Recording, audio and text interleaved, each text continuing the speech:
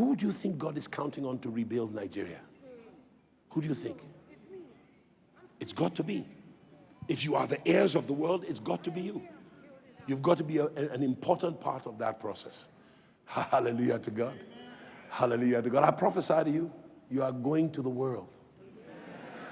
In fact, it's already happening. By a sovereign move of God, God is releasing the gates of Nigeria and sending his people to the world. There'll be a season when Nigerians will come back to whatever remains, whether it is Nigeria or it will go by different names, whether, I don't know how that will be. He hasn't spoken to me yet, or I haven't heard him yet on the matter.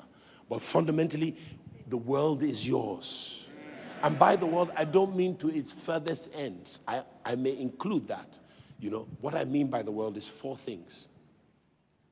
The economy and the economics of the world. The church must go and shine the light there.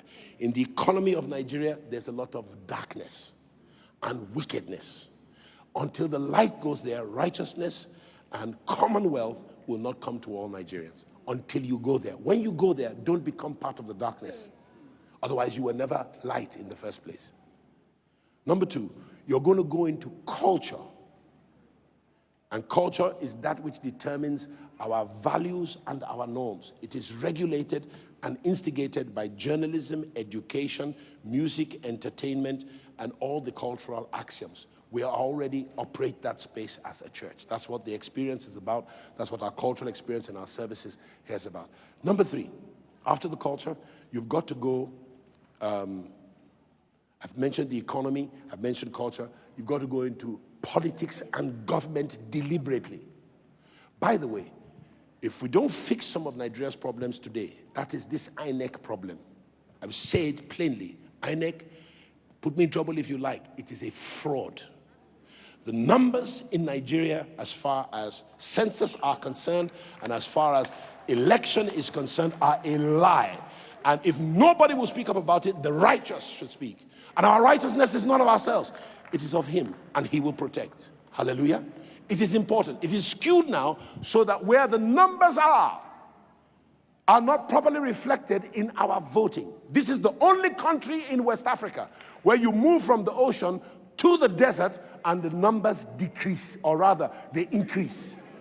The only country. It's the only country in the world where you move from a large body of water to little or no water, and the numbers increase.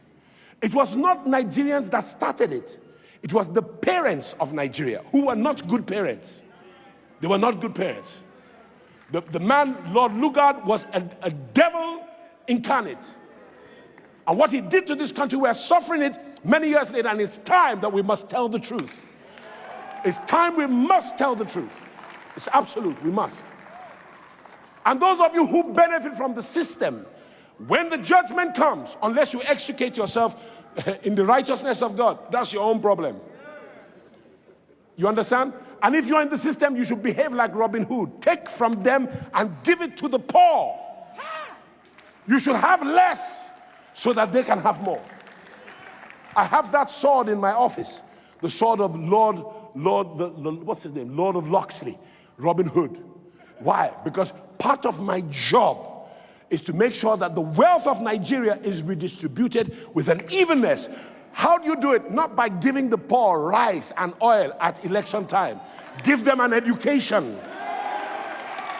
And education in today's age does not have to be formal. We have tablets. We can do research and development and create curriculum that you can put in the Nigerian mind for cheap. That's why people like the Honorable Commissioner are there to give us infrastructure for Wi-Fi so that the poor man can hear good teaching. Not just Bible teaching, but curriculum for personal development so that you can create an entrepreneuring people and an artisan class which form at least 50% of the economy together. Hallelujah. You've got to educate the people now systematically. And it was deliberate. Education was killed in the South. So the only education rising in the South is private. So what? Take advantage of it and let's educate our people. We've got to. Because if you don't have human capital development, 200 million Nigerians will not be the value of 5 million Swedes. That's why their productivity is much higher than ours per capita. And they have a vibrant economy, yet, you know, Nigerians think we are a rich country. Your country is poor. It's dirt poor. Just because you aggregate wealth in an upper echelon of a few percent doesn't mean that you are rich. The day that the wealthy can ride in a bus and not be doing like this, and your nurse takes care of you because she's not living in a paro, then your country is developing. Those will be some signs.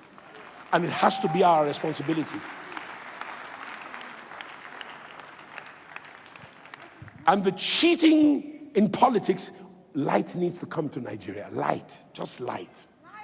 Light. And I believe that you're going to see a level of divine violence. I don't know what it looks like, and God is going to judge the wickedness of this land. He will judge it severely, severely.